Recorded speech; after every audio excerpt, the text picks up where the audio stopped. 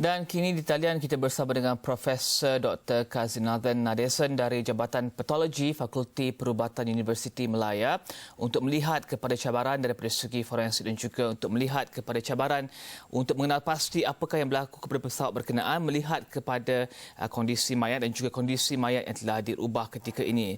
Dr. Kasinathan, hi, thank you for joining us today.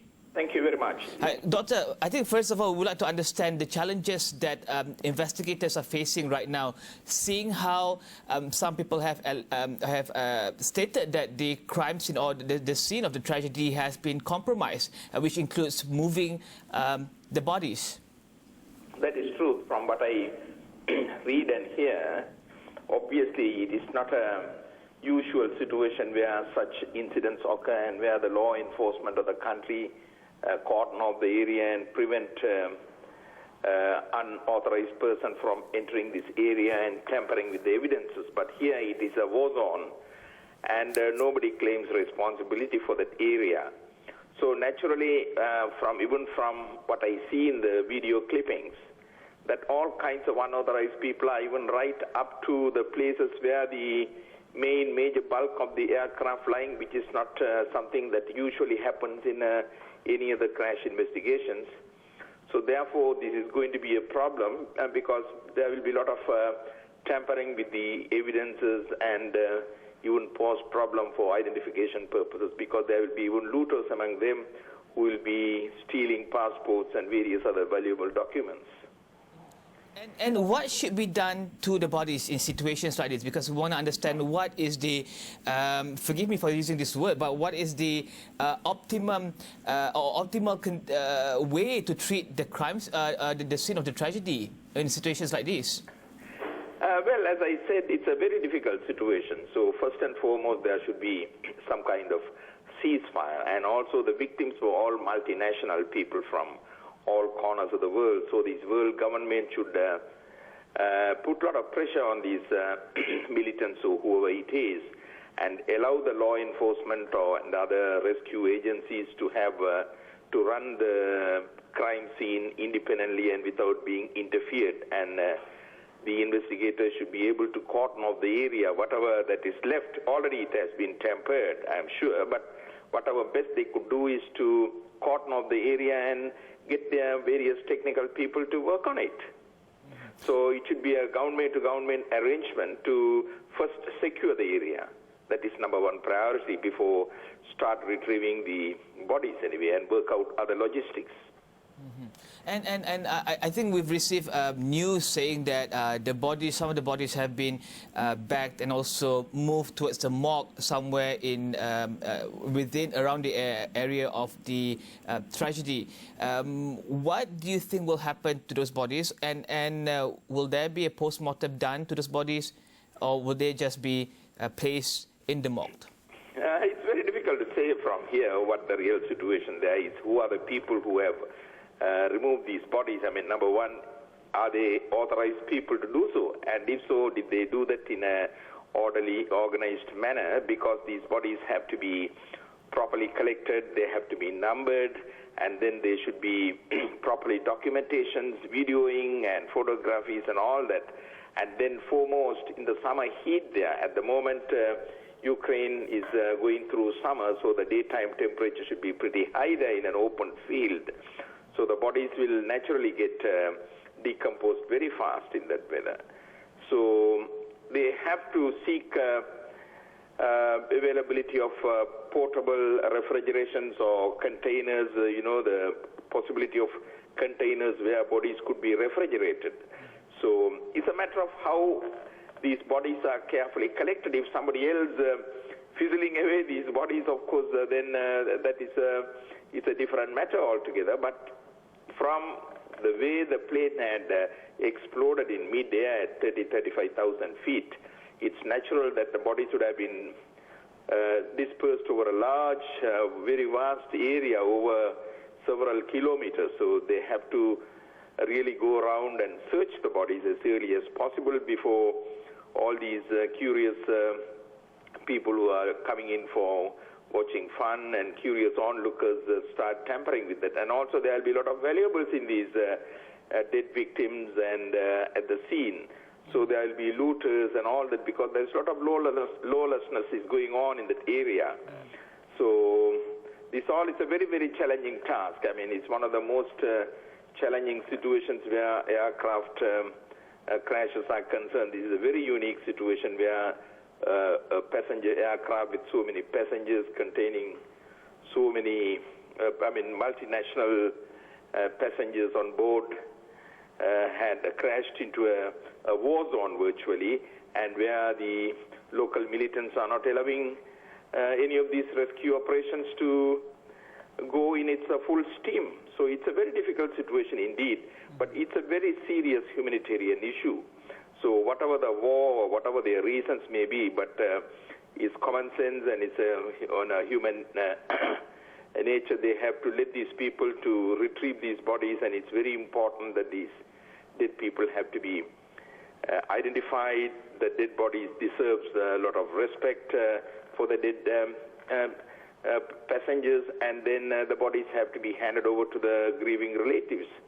And also it's very important legally as well to identify them. Death certificates have to be issued, and there are various other issues like insurance claims and compensations and all kinds of things. So it's a very complex problem. So I hope these people at the scene, the militants and others, will let these humanitarian operations to go on unhindered. But it's a challenging situation, no doubt. Okay. And Dr. Kasinathan, my last question is, right now we're seeing or we're receiving reports saying that there are looters around those areas, and some of the valuables have been taken away from the tragedies, from the area of the tragedy, or from, I'm sure, from the victims themselves. Would this make it harder to identify victims? Say, for example, if somebody is wearing jewelries or watches, it'd be quite helpful in the process of identifying the victims. But will we have to resort to DNA testing or DNA identification if this continues? Well, in a situation like that, the personal belongings certainly will be helpful in making specific identifications. Jewelry and various other ornaments and wristwatches and so forth, even dentures for that matter, may be marked and so forth. So it may be helpful at times to make specific identification. But even if they are looted, naturally if there are valuables and in a lawless situation where everyone is allowed to enter this crime scene, naturally this kind of looting will go on because there will be plenty of valuables on these dead victims. But still, there are, of course, they have to resort to scientific way of more objective way of making specific identity. It all depends on what state these bodies are. We are not sure about the state of the bodies because they all fell from a huge height of 35,000 feet, and also there had been explosions. So, and some of the bodies would have been badly burnt even when they were very close to the place where the main body of the plane landed. But even otherwise, the body would have been dispersed. They would have been badly mangled up from the impact from 30,000 feet. Some of the bodies may be still somewhat reasonably intact. Looking at the terrain, it looks a fairly soft ground there. I think huge wheat cultivation, and the bodies may have had a reasonably soft landing where the bodies may be still intact. So visual identification may be possible in some of the cases, I am sure, provided they get to the scene and start doing the identification before decomposition sets in, or at least take the bodies and properly refrigerate them before starting on identification process, which should be done in an organized manner in an organized setting. Other things, of course, DNA can certainly be done unless the bodies have been very badly burnt. If the bodies are very badly incinerated, then of course DNA may be a challenge. But even otherwise, even decomposition is not going to prevent doing DNA testing on them. And also, I'm sure there will be, with this investigation team, there will be forensic odontologists or dentists who will be recording the dental records. And many of the Westerners, I am sure, will be having very elaborate dental details in their own countries. And even among us, Malaysians, I'm sure the flight crew will very definitely will have dental recording with the Malaysian Airlines. And also things like tattoos are very specific, and most of the Westerners nowadays have tattoos on them. And tattoos are quite specific. Even despite very advanced decomposition, the tattoos could be identified, they remain there, and even if the body is badly decomposed, still the tattoos can be made out, and the team will be photographing them and allocating to the specific numbers. So based on that, they should be able to identify the victims. And of course then comes the clothing and personal belongings, jewelry, and that sort of thing. So it's a very challenging situation because it's an unusual kind of incident which normally is not seen. So it is a challenge, but they have to get to whatever best they could in this challenging situation. Last question, Doctor, last question. We have seen how investigators are not allowed to go in, and some of the people who wants to start investigation on what happened to MH17 were not allowed to go in by the rebels. How important is photos and videos and all this visual evidence taken at the location where MH17 crashed?